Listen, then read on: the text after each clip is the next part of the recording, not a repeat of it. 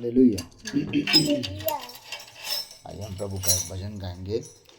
याद रखिएगा, यीशु का लहू हमारे जीवन के हर एक गुनाहों को, हर एक पापों को धोता है और हमें हर मुसीबत से वो लहू ही ढक के रखता है।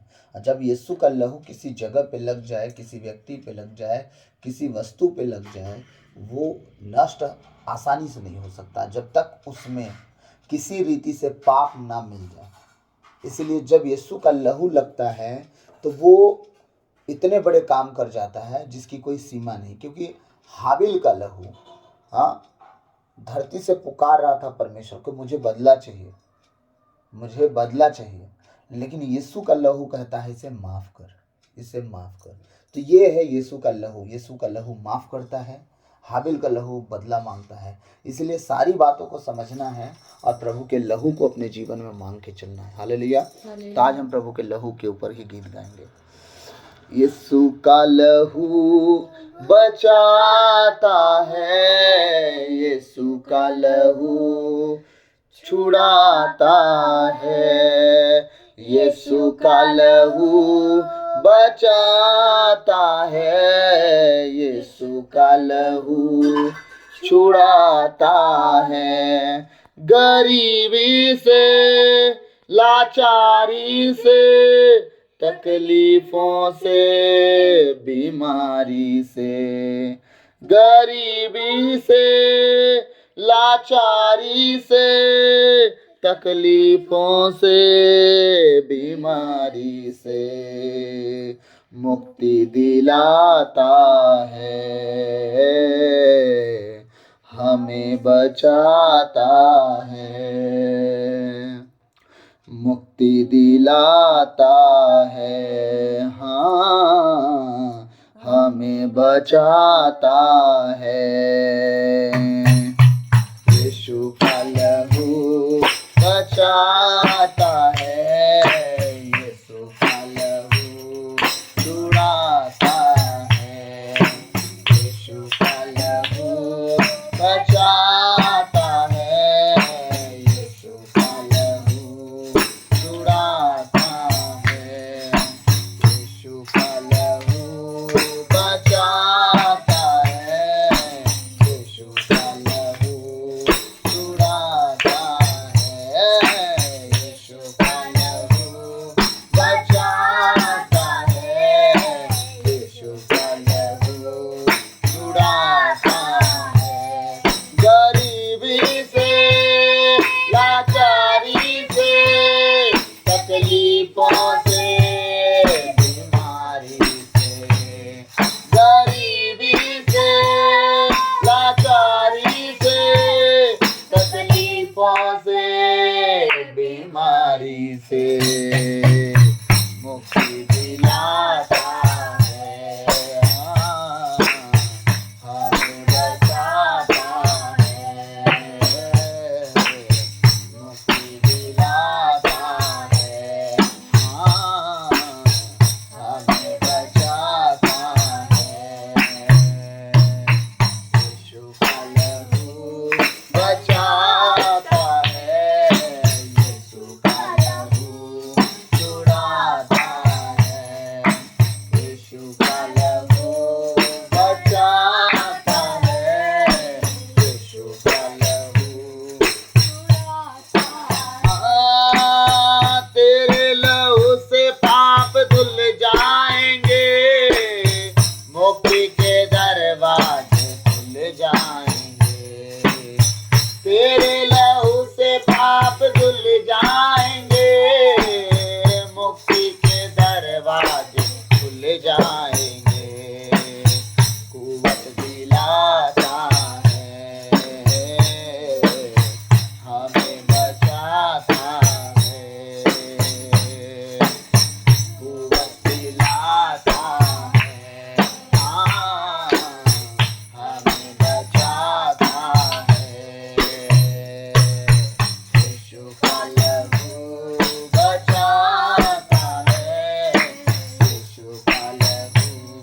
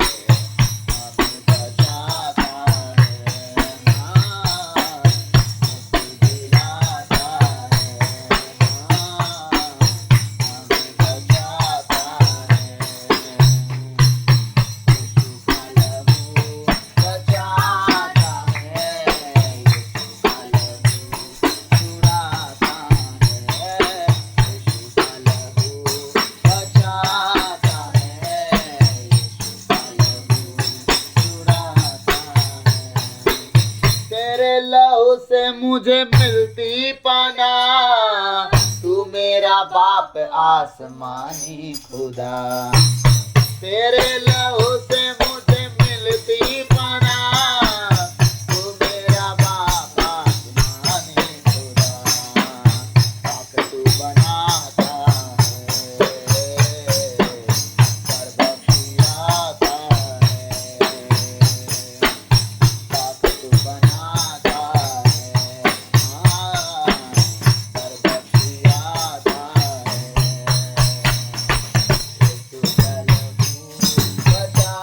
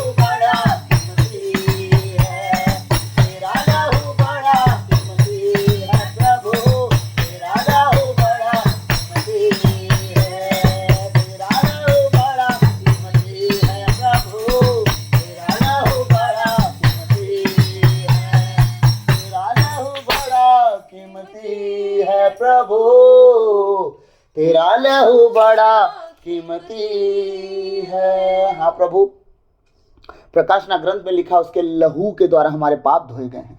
हाँ प्रभु, हमने पढ़ा है परमेश्वर एफेसी 1:7 में, आपके लहू में चंगाई छुटकारा पापों की क्षमा है। प्रभु, आपके लहू के द्वारा हम परमेश्वर आज तक बचाए गए हैं, आपके लहू में आज तक हम कवर हैं। पिता, मैं आपके बेटे बेटियों के लिए, सब के लिए प्रार्थना करता हूँ, जितने आज का आराधना भजन सुने तेरे लहू में कवर हो जाएं, क्योंकि तेरा लहू कीमती है खुदा। तेरे लहू से सारे पाप धुल जाते हैं खुदा। तेरे लहू में परमेश्वर छुटकारा है, गरीबी, लाचारी, तकलीफों से आज़ादी है खुदा। सच में परमेश्वर पिता, हम प्रार्थना करते हैं आज एक एक जन को इस 40 काल में अपने लहू से धो के पाक, पवित्र और शुद्ध कर दे, ताकि उस सच्चे मन से, पूरी नम्रता और दीनता से खुदावन वो आज तेरे नाम की महिमा और उपासना करने वाले बच्चे बने, ताकि वो तुझे भाएं खुदावन। तेरे कहे अनुसार वो जीने, चलने, उठने, बैठने वाले बने, ताकि वो तुझे पसंद आए परमेश्वर। और जब उपवास में जाए परमेश्वर पिता, उनके लिए तू सच में तीसरा स्वर्ग खोल दे खुदा, ताकि वो तेरी ओर और जाके परमेश्वर तेरी ओर चलने लगे, और तू परमेश्वर उनसे और अपना प्रेम बढ़ा दे। इस योग बना। सारा आदर तुझे देते हुए प्रार्थना विनती यीशु मसीह के नाम से भक्त आपसे मांगते हैं, सुनिए और दया से ग्रहण कीजिए। आमीन आमीन आमीन। हालेलुया। आज के हम वचन में जाएंगे। मैं पिछले साल इन सारे वचनों को बताया हूं, लेकिन मैं फिर से चाह रहा हूं थोड़ा और डिटेल में इन वचनों को बताऊं, ठीक है। तो आज मैं योएल नबी के ग्रंथ में जाऊंगा, और पहले अध्याय के 14 वचन से आज हम वचन देखेंगे। हालेलुया। दूसरे से मतलब है, वचन कह रहा उपवास की घोषणा करो, ठीक है। किसकी घोषणा करो? उपवास की। अभी देखिए, उपवास कोई नहीं ठहराता आज की डेट पे ना, सब अपनी जिंदगी अपनी मर्जी से जी रहे हैं बस। हाँ, सब अपनी मर्जी, अपनी जिंदगी, हाँ बिल्कुल अपनी मर्जी, अपनी जिंदगी, बस यही चल रहा है। कोई नहीं कहता कि हम पारिवारिक उपवास शुरू करेंगे, अब अगले हफ्ते में हम 3 दिन उपवास रखेंगे, अगले महीने में हम इतना दिन का उपवास रखेंगे। कोई नहीं करता। यहाँ तक कि ना मोहल्ला, ना ग्रुप, ना अगुए, ना उनके चेले, ना कोई नहीं, है ना। नाम लूंगा तो थोड़ा गड़बड़ा जाएगा, लेकिन कोई नहीं, कोई उपवास का नाम तक नहीं लेता। और दूसरे चर्चों में देखिए, वो लोग समय ठहराते हैं कि हम 40 दिन के उपवास में जा रहे हैं, हम 120 दिन के उपवास में जा रहे हैं, हम 21 दिन के उपवास में जा रहे हैं, हम 11 दिन के उपवास में जा रहे हैं। वो लोग नाम रख रख के उपवास में जाते हैं, और उनकी पूरी कलीसिया उपवास करती है बड़ा आराम से। लेकिन हमारी कलीसियाओं में बस चालीसा का नाम पर उपवास चल रहा है, बाकी कोई ज्यादा ध्यान नहीं देता। कोई दुखी है तो शुक्रवार का उपवास कर लिया, बाकी कुछ नहीं इंटरेस्टेड है, ठीक है। और यहां वचन क्या कह रहा है, ध्यान से सुनिएगा। उपवास की घोषणा करो, मतलब तुम्हें घोषणा करना चाहिए उपवास के लिए, कि सुनो सुनो, उपवास की घोषणा करो, क्योंकि आने वाले दिन बहुत बुरे हैं, अच्छे नहीं हैं। अभी मैं पढ़ के सुनाऊंगा, पैर के नीचे से जमीन खिसक जाएगी। ये भविष्य में होने वाला है। और ये योएल नबी का ये जो भविष्यवक्ता है ना, याद रखिएगा, भविष्य की बातों को लिख के दे दिया है। इतने बुरे दिन आने वाले हैं, जब सूखा, अकाल और आग पड़ेगी तो उसका कौन बचाने वाला होगा? कोई नहीं। ये दिन आने वाले हैं। कह रहा है उपवास की घोषणा करो, सभा बुलाओ। क्या करो? अपने लोगों को बुलाओ, इकट्ठा करो और घोषणा करो कि हम यहां से यहां तक इन विषयों के लिए उपवास करेंगे। हमारा विषय होना चाहिए उपवास के लिए। हम पेंसिल में लिखेंगे 40 दिन के लिए उपवास के अंदर अंदर हम क्या करेंगे? विषय लिखेंगे। हमारा ये प्रार्थना निवेदन, हम रोज उसके लिए प्रार्थना करेंगे और वचन निकालेंगे बाइबल से, उस विषय से मिलता जुलता वचन होना चाहिए। हाँ, अगर किसी का बच्चा नशा में चला गया, पाप में चला गया, तो वचन उन्हें पता होना चाहिए कि मुझे उपवास में क्या वचन लेके बात करना है। स्तोत्र ग्रंथ है अध्याय 112 का 2, प्रभु ने कहा है धर्मी जन की संतान फलेगी फूलेगी, पृथ्वी पर पराक्रमी होगी। आपको क्या बोलना है? प्रभु मेरा बच्चा नशे में चला जाए, व्यभिचार में चला जाए, लड़ाई झगड़ा में चला जाए, कैसे कब फलेगा फूलेगा? तो ये प्रार्थना वचन के साथ आपको बोलना है। तो अपने विषय को लिखना है, वचन लिखना है और उसके साथ बात करना है। हाँ प्रभु, हमने आज नहीं, इस पहला पेतरुस 2:24 में नहीं, हमने ईसायास नबी के ग्रंथ में 53 अध्याय में देख लिया है 5वां वचन में, प्रभु के आपके मार खाने से हम भले चंगे होंगे। हमें तभी देख लेना है ना, उन सारे विषयों पर कि हम बीमार हैं तो कहां वचन लिखा है हमारे लिए कि हम चंगे होंगे। हमारे पाप में, अगर हम पाप में डूबे हैं, कहां लिखा है कि अगर तुम्हारे पाप लाल सिंदूर की तरह हो तो भी हिम की तरह श्वेत कर दिए जाएंगे? कहां लिखे? सारे वचनों को लेना है, लिखना है और अब परमेश्वर से लिखित वचन में बात करो। पवित्र आत्मा दुनिया के सारे आंसुओं को भूल सकते हैं, लिखित वचन को इग्नोर नहीं कर सकते। समझ पा रहे हैं? इसीलिए उपवास की घोषणा करो, सभा बुलाओ, अपने लोगों को इकट्ठा करो। नहीं उपवास करना है भाई, है, यहां तक कि एक टाइम बच्चों को खाना देना बंद करो। कुछ नहीं होगा, बच्चे और स्वस्थ रहेंगे और मजबूत होंगे एक टाइम कम खाना खाएंगे तो। सुबह का नाश्ता तो पक्का कम कर सकते हैं, रात को पेट भर खिला दीजिए, बिल्कुल सुबह का नाश्ता अवॉइड कर दीजिए, 10 बजे खाना दीजिए उन्हें। लेकिन क्या होगा, इससे बच्चे और स्वस्थ होंगे और मजबूत होंगे। कौन कहता है खाना कम खाने से बच्चा कमजोर हो जाएगा? ऐसा कमजोर नहीं होता, बच्चे को बार बार खाना खिलाने से आगे चल के वो गड़बड़ा सकता है। लेकिन हाँ, एक शेड्यूल टाइम पर परमेश्वर के भय में रखने के लिए अगर खाना कम भी करते हो तो बच्चा मजबूत ही होगा। कभी भी बच्चे का शरीर कमजोर नहीं हो सकता, क्योंकि वो परमेश्वर के लिए उपवास किया। क्या कोई उपवास करके मरा कभी बाइबल में? हमने पढ़ा क्या? हाँ, यहाँ तक के बूढ़े जवान बच्चे सब उपवास किए हैं। एस्तर ने बच्चे बच्चे को उपवास करवा दी, गाय मवेशी बैल सबको, और यहाँ तक कि हिजकिय्याह राजा सबके लिए ऐसा किया था। ऐसे ऐसे उपवास रखवाए हैं। क्यों ऐसा किया जाता था? उन्हें पता था, क्या पता था? कि परमेश्वर जब उसके नाम से हम इकट्ठे होंगे और उसके नाम से, आप बाइबल के पश्चाताप को, उपवास को देखिए। जितने लोग उपवास किए हैं उनके लिए परमेश्वर पूरे कायनात को पलट दिया। हिजकिय्याह राजा उपवास करता है, देख सनहेरीब क्या कह रहा है, 1,85,000 एक रात में मर गए। हाँ, राजा क्या बोलते हैं, दानियल उपवास करता है, तीसरा स्वर्ग खुल जाता है, खुद परमेश्वर का दूत उतर के आ जाता है। ठीक है, देखते जाइए कितने गवाह हैं। हाँ, रात में पेतरुस लोग का उपवास, सॉरी पौलुस का उपवास देख लीजिए, बेड़ी टूट गई, लोग क्या करने लगे, खुद ब खुद आ गए क्या करने, बपतिस्मा लेने। हाँ, ये सारी चीजें क्या है, उपवास से इतने बंधन टूटते हैं, आपकी आत्मा खुदा की ओर खींच जाती है। जब उपवास करते हैं तो आपकी आत्मा आपको कोसते रहती, तुम उपवास में हो। गलती से भी गलती अगर होने लगता है तो कहता है आत्मा तुम उपवास में हो, भूलना मत। तुम्हारा मन खिंचाता है वचन पढ़ने की ओर, तुम्हारा मन खिंचाता है प्रार्थना करने की ओर, तुम्हारा मन खिंचाता है संगति करने की। अगर आप उपवास नहीं हो, 3 बार खा रहे हो नटई तक ठूस ठूस के, आपको बिना नींद के नींद आएगा। लेकिन अगर आप उपवास हो तो आपको नींद भी कम आएगा। आपकी आत्मा खुदा के लिए धीरे धीरे तैयार होने लगती है, आपका कान जो है खुलने लगते हैं, आत्मिक कान परमेश्वर की ओर भागने लगते हैं। आप पूरा दिन खाना बनाने खाने की चिंता में नहीं रहते, आप पूरा टाइम परमेश्वर के वचन पे, आराधना पे, भजन पे मनन करते रहते हो। आपकी आत्मा अंदर ही अंदर हील होती है। आत्मा भी टूटती है, आत्मा को भी जख्म लगते हैं, आत्मा भी चोटिल होती है। जब आप आराधना, प्रार्थना, स्तुति, भजन, वचन पढ़ना करना शुरू कर देते हो, वो हील होती है और आपको और फोकस में लाती है, आपके चेहरे पे और नूर और प्रकाश लगता है। हालेलुया। ठीक है, तो कह रहा है बूढ़ों और देश के सभी निवासियों को अपने प्रभु ईश्वर के मंदिर में एकत्र करो और प्रभु की दुहाई दो। किसको? बूढ़ों को। क्यों? क्योंकि वो, उनका सहारा धीरे धीरे कोई खत्म होते जा रहा है। क्यों? क्योंकि वो ज्यादा ज्ञानी हैं। क्यों? क्योंकि वो बहुत कुछ समझते हैं। उनका निवेदन हृदय से टूट के निकलता है। बूढ़ों बुजुर्गों का निवेदन टूट के हृदय से निकलता है। ठीक है, जिसके लिए वो दुआ करते हैं टूट के करते हैं, क्योंकि उनका सहारा धीरे धीरे खोता हुआ दिखता है। इसलिए बुजुर्गों को बुलाओ। कह रहा है कि बूढ़ों और देश के सभी निवासियों को, परमेश्वर तो कह रहा है देश के सभी निवासियों को, लेकिन अभी तो अपने ईसाइयों को तो होना चाहिए ना भाई। देश में तो कितने तरह की जाति धर्म है, तो भाई उनका अलग अलग सिस्टम है, तुम्हारे अपने तो है ना। तुम तो अपना घोषणा कर सकते हो, तुम तो अपने लोग ठहरा सकते हो। मैं प्रभु का धन्यवाद देता हूँ, प्रभु ने जो लोग मुझे दिए इस जनवरी दिसंबर के बीच में, जो हम समय रखे थे 3 दिन का उपवास प्रार्थना, बहुतों ने किया। मैं बहुत खुश हूं उनसे, और सच में परमेश्वर उसका प्रतिफल इस साल देगा उनको। कारण है क्योंकि उन्होंने मेरी बात को रखा, ये सोच के कि मैं अपनी ओर से नहीं, खुदा की ओर से बातें कही थी। और याद रखिएगा, जब आप उपवास रखते हो, कोई बोले या ना बोले, आप रख के तो देखो, आपके लिए रास्ते अपने आप खुलना शुरू होते हैं। आपके जीवन में जो बंधन है टूटने लगते हैं। आप जिन चीजों में कमजोर हो उसमें खुदा मजबूत करने लगता है। आप कहीं फिसल जाते हो, अब शरीर से, मन से, वचन से, कर्म से, परमेश्वर आपके जबान पे, आपके शरीर पे, आपके मन वचन पे आपके कंट्रोल देना शुरू कर देता है। क्यों? क्योंकि वो परमेश्वर है। आपको जिस चीज की नीड है, वो जरूरत है ना, परमेश्वर उन चीजों को जानता है, और वो अच्छे से जानता है, उससे ज्यादा वो जानता है, उससे आगे की जानता है। आप 2 साल की बातों को रखोगे, 5 साल की योजना को रखोगे, पूरे भविष्य आने वाली 1000 पीढ़ी की योजना जानता है वो। इसीलिए वो कह रहा है बूढ़ों और देश के सभी निवासियों को अपने प्रभु ईश्वर के मंदिर में एकत्र करो और प्रभु की दुहाई दो। एकत्र करो, प्रार्थना सिर्फ उपवास करके नहीं रहना है। आओ प्रभु के भवन में इकट्ठे होते हैं। मैं क्यों गया था कल उपवास प्रार्थना के लिए? कि हम लोग की आज से तैयारी हो रही है। कोई मिलेगा नहीं मिलेगा पता नहीं, सब अपने काम में लीन है।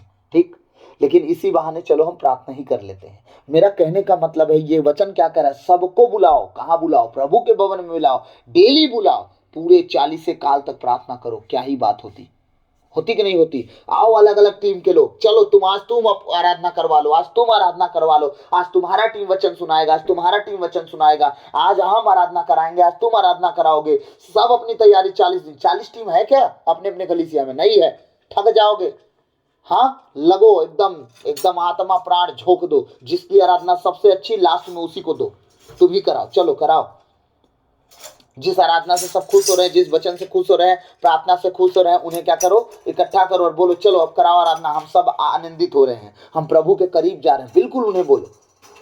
से क्या होगा? जो लोग प्रभु से दूर भाग रहे हैं वो भी करीब आएंगे, जो हल्का फुल्का प्रभु के करीब है वो भी करीब आ जाएंगे, जो प्रभु मजबूत होना चाहते हैं वो 10 गुना मजबूत हो जाएंगे। इसलिए घोषणा करना जरूरी है, इकट्ठा करना जरूरी है। प्रभु के भवन में आके आराधना इसलिए करना जरूरी है कि जिस रीति से आप वहां अपना गला खोलोगे, ओ सिय्योन की पुत्री अपने गले के बंधन को तोड़, अपने जुए को तोड़ और क्या कर, परमेश्वर को पूरी शक्ति से पुकार। तो वहां जो आप पुकार कर पाओगे, अपने घरों में नहीं कर पाओगे। यहाँ तो 75 ठो संकोच रहता है, लेकिन परमेश्वर के भवन में कोई संकोच नहीं होता है। आप गला खोल के पुकारते हो और परमेश्वर क्या करता है, उसके लिए रास्ते खोल देता है। स्तुति आराधना ऊपर जाती, उत्तर लेके नीचे आती, तो आपकी स्तुति आराधना भी ऊपर जाएगी। हालेलुया। प्रभु का वचन कह रहा है, हाय वह दिन आ गया है। अब ये उपवास प्रार्थना ना करने वाले सुन लेना, जब वो दिन आएंगे तो क्या हाय होने वाला है, ये भी बता दे रहा हूं। उपवास प्रार्थना करने के फायदे और नुकसान क्या क्या है ना करने के, ये भी देखिएगा। उपवास प्रार्थना के लिए घोषणा करो करो करो करो, नहीं तो कह रहा है आगे 15 वचन कह रहा है, हाय वह दिन आ गया है, प्रभु का दिन निकट आ रहा है, वह सर्वशक्तिमान की विनाश लीला की तरह आ रहा है। वो विनाश करने के लिए वो दिन आने वाले हैं, जो करीब आने वाले हैं दिन। आप विज्ञान उठा के देखेंगे तो आने वाले दिनों में पानी का इतना ललायत होंगे, पानी के लिए लोग तरस जाएंगे, पानी नहीं मिलेगा। इतना बुरा दिन आने वाला है, बारिश नहीं होगी, अकाल पड़ेंगे, सूखा पड़ेगा, जो बड़े बड़े नाला बह रहे हैं वो सूख जाएंगे। हाँ, कह रहा है कि हाय वह दिन आ रहा है, आ गया है, प्रभु का दिन निकट आ रहा है, वह सर्वशक्तिमान की विनाश लीला की तरह आ रहा है। सच है कि हमारी आंखों के सामने से हमारा भोजन छीन गया है, हमारी आंखों के सामने से भोजन छीन गया है, कह रहा है वचन, और हमारे ईश्वर के मंदिर से हर्ष और आनंद विदा हो गया है। मतलब वो दिन आ रहे हैं जब खाने पीने की चीजों की ललायत हो जाएगी और लोग खाने पीने के लिए लड़ेंगे, खुदा से आनंद नहीं मनाएंगे, उसके भवन में जाके आनंद नहीं मनाएंगे। कह रहा वो परमेश्वर के मंदिर से हर्ष और आनंद विदा हो गया है, चला गया है। परमेश्वर के करीब कोई नहीं जाएगा उस समय, खाओ खाओ करेंगे। आज भी हमार मेरा मेरा कर रहे हैं, उस दिन भी माओ माओ करेंगे खाली, लेकिन खुदा के पास आनंद उल्लास के साथ कोई इकट्ठा नहीं होगा। यही परमेश्वर का दुख है जो आज कलीसिया कर रही है और आगे आने वाले दिनों में उनके साथ जो घटेगा। ये उपवास प्रार्थना अकाल से बचा लेता है, ये उपवास प्रार्थना महामारी से बचा लेता है, ये उपवास प्रार्थना दुश्मन से बचा लेता है, उपवास प्रार्थना संकट से बचा लेता है, यही उपवास प्रार्थना बीमारी से बचा लेता है, गरीबी से बचा लेता है, लाचारी से बचा लेता है, तकलीफों से बचा लेता है। क्यों बचा लेता है? क्योंकि आप अपने भोजन को, सुख विलास की चीजों को खुदा के सामने रख के घुटनों पे हो। खुदा नहीं चाहिए, बस हमारी परिस्थितियां ठीक कर। तब जब जिस देश में परमेश्वर के नाम की महिमा होती है, उपवास प्रार्थना रखा जाता है, वो देश हारता नहीं है, वो देश जीतता ही जीतता है। ऐसा परमेश्वर है वो कि अगर वो लोग घुटनों पे आ जाएं, सूखा भी होगा तो उसी दिन बारिश करा देगा। ऐसा परमेश्वर है, क्योंकि सब कुछ उसके नियंत्रण में है। क्या 3.5 साल का काल नहीं पड़ा एलिया के दिनों में? हाँ, क्या किया वो? जिस दिन प्रार्थना किया उस दिन बारिश हुई कि 3 साल बाद हुआ? जिस दिन प्रार्थना किया उसी दिन बारिश हुई, उसी दिन आग गिरा। ऐसा परमेश्वर है। हमारा उपवास प्रार्थना किस तरह है, अपने जीवन को जांचे। हाँ, कल ही हमने वचन पढ़ा, तुम अपना शौक पूरा करते हो खाली उपवास करके, अपने ही इच्छा पूरी करते हो उपवास करके। हाँ, जितना मन में आ रहा है वो करे जा रहे हो, जो मन में आ रहा है खाए जा रहे हो, जो मन में आ रहा है दबाए जा रहे हो, तुम उपवास कर रहे हो। 15 टाइम का भोजन करके, नाश्ता तो चाय तो कॉफी, हाँ, गटागट हो जा रहा है, इसको उपवास प्रार्थना कहते हैं। शाम को जो मन में आ रहा है, तंदूरी बन रहा है, नॉनवेज बंद है लेकिन जो मन में आ रहा है वो तो बन रहा है ना नॉनवेज के अलावा, इसको उपवास नहीं करते। उपवास का मतलब ही ऐसा है कि तुम इतना मत खाओ कि खा के चित्त हो जाओ, इतना खाओ कि तुम उपवास में प्रार्थना कर सको। हालेलुया। कह रहा है मिट्टी के ढेलों के नीचे बीज झुलस गए हैं, खलिहान स्मशान जैसे हैं, भंडार खाली हैं क्योंकि फसल मारी गई है। बीज जो है मिट्टी के ढेले के अंदर झुलस गए और खलिहान स्मशान घाट की तरह हो गया और भंडार खाली हो गया क्योंकि क्या हो गया? फसल मारी गई। क्यों? बारिश नहीं हो रहा, अकाल पड़ना शुरू हो गया, कुछ नहीं होने वाला, कुछ नहीं मिलने वाला। परमेश्वर का जब क्रोध आता है तो कुछ कोई नहीं कर सकता। परमेश्वर अगर छीन ले आधार को, कोई कुछ नहीं कर सकता। परमेश्वर ही है। कह रहा है आगे पशुओं के विषय में, कह रहा पशु कैसे करा रहे हैं, झुंड के झुंड मवेशी निराश भटक रहे हैं क्योंकि उनके लिए चारागाह नहीं रहा। भेड़ों के झुंड विपत्ति के शिकार हो गए हैं। पानी ना होने के कारण कितना नुकसान, हाँ, पानी ना होने के कारण हमारे सारे नुकसान हो रहे हैं। और परमेश्वर कहता मैं तुम्हारे जीवन का आधार छीनूंगा, तुम्हारे भोजन वस्तुओं को छीन लूंगा, मैं तुम्हारे पीने के पानी का आधार छीन लूंगा, तुम्हें मरी डाल दूंगा, तुम्हें आग भेज दूंगा, तुम्हें महामारी डाल दूंगा, तुम्हें शत्रु भेज दूंगा। क्यों बोलता है वैसे? ताकि लोग उसकी ओर फिरे ना, कि संसार में भटकते रहें। वो दुश्मन परमेश्वर नहीं है, वो अपने बच्चों को अपने तरफ लाना चाहता है। क्या माँ बाप अपने बच्चों को नहीं मारते जब उल्टा सीधा काम करते हैं? तो परमेश्वर क्यों ऐसा करता है? ताकि पूरा देश जान सके कि परमेश्वर कौन है। तो बाइबल को पढ़ लेना कि वो क्या क्या दंड दिया है, और वो दंड जब आएंगे तो परमेश्वर के करीब आओगे, या दंड मिलने से पहले ही परमेश्वर के करीब आ जाओ ताकि वो दंड का दिन ही ना देखना पड़े। हाँ, सोच के देखिए, भारत इतना आमदनी का देश है, भारत सोचिए आमदनी से खपत होना शुरू हो गया है, भारत से आमदनी गायब होना शुरू कर दी है। क्यों? क्योंकि एक दिन था हमारी मिशनरी इतनी दुआएं करती थी, हमारी कलीसिया इतनी दुआएं करती थी कि आज इतने बड़े बड़े जगह उनके बने हुए हैं। लेकिन आज हमारी कलीसियाओं में लोग गायब होते जा रहे हैं, हमारी कलीसिया के लोग गायब होते जा रहे हैं, गायब होते जा रहे हैं, भटकते जा रहे हैं। क्यों भटकते जा रहे हैं? सही दिशा ना होने के कारण वो प्रार्थना भी भटक गए हैं, उनके इतने गड़बड़ हो गए हैं कि प्रार्थना क्या करना है, कैसे करना, उन्हें भी नहीं पता। हाँ, हालेलुया। प्रभु अब मैं तेरी दुहाई देता हूं क्योंकि आग से चरागाह झुलस गया है और बाग के सभी वृक्ष उसकी ज्वाला में सूख गए हैं। कैसे? आग से। ऐसी आग आने वाली है जिससे कुछ नहीं बचने वाला। परमेश्वर ने कहा है प्रकाशना ग्रंथ में 1/3 आग से जल जाएगा। समझ रहे हैं मेरी बात को? कह रहा है तुम जिसकी उपासना करते हो उसी से तुम्हें मैं दंड दूंगा। सूरज को ही इतना तेज कर देगा वो कि जहां नहीं तहां पर नहीं आग पकड़ लेगा। और जब जंगल जल जाएगा तो जंगल रहेगा नहीं तो बारिश होगी कहां से? समझते जाइएगा। जंगली जानवर भी तुझे पुकार रहे हैं क्योंकि नदियां सूख गई हैं और आग मैदानों की हरी हरी घास खा गई। क्या? आग। जंगल की नदी, सोचिए नदी, कह रहा है नदी, जंगली जंगली जानवर भी भूखे मर जा रहे हैं, उनका हालत खराब है, पुकार रहे परमेश्वर की क्योंकि नदियां सूख गई हैं और आग मैदान की घासों को खत्म कर डाला है। इतना धूप पड़ता है, एक कोट धूप में बसता है घास। अगर बरसात ना गिरे मवेशियों को कुछ मिलेगा? कुछ नहीं मिलेगा, क्योंकि ये गर्मी का घास वैसे भी खत्म। अब बरसात में बारिश होती है तब घास उगता है, जब बारिश नहीं होगी तो घास उगेगा कहां से? हाँ, परमेश्वर ये चीजें क्यों अपने भविष्यवक्ताओं के द्वारा लिख के दिखाया? ताकि तुम उपवास, बिल्कुल उपवास करना सीखो। क्योंकि तुम ना जो गलतियां करते हो ना, उन गलतियों पर तुम ना ध्यान नहीं देते। और जब तुम उपवास करते हो तो तुम पश्चाताप की ओर जाते हो। पश्चाताप यानी जो बीते दिनों में तुमसे गलतियां हुई हो तुम्हें याद दिलाता है आत्मा। जब तुम प्रार्थना में बैठते हो, घुटनों में बैठते हो, तो वह याद दिलाता है देख तुमने ये किया, ये किया। और हम क्या करते हैं? फिर माफी मांगते हैं, हाँ प्रभु मैंने ये भी गलती किया, मैंने वो भी गलती किया, मैंने उसको बुरा भला बोला, मैंने उसके विषय में गलत सोचा। ये सारी बातें हम पश्चाताप के रूप में आते हैं। तो क्या होता है? परमेश्वर आपको पवित्र पाता है, धर्मी पाता है, फिर आपके लिए उत्तम भोजन वस्तु का व्यवस्था करता है। वो कहता है फिर तुम्हारे खेत पर मैं समय समय बारिश कराऊंगा और अकाल तुमसे दूर करूंगा। ये परमेश्वर है हमारा। तो प्रभु आज के इन वचनों के द्वारा हम सबको आशीष दे, आमीन। अगर आज के वचन के द्वारा आप कुछ सीखे होंगे प्लीज कमेंट कीजिएगा और हम प्रभु में बढ़ते जाएं। मैं कोशिश करूंगा कि कुछ कुछ वचन आप लोग को इस साल फिर से शेयर करूं, इन्हीं वचनों में से जो मैं 35 उपवास के विषय में पिछले साल बताया हूं। तो प्रभु खूब आशीष दे। God bless you. सबको जय यीशु। क्रूस का चिन्ह पिता पुत्र पिता आत्मा के नाम पर, आमीन।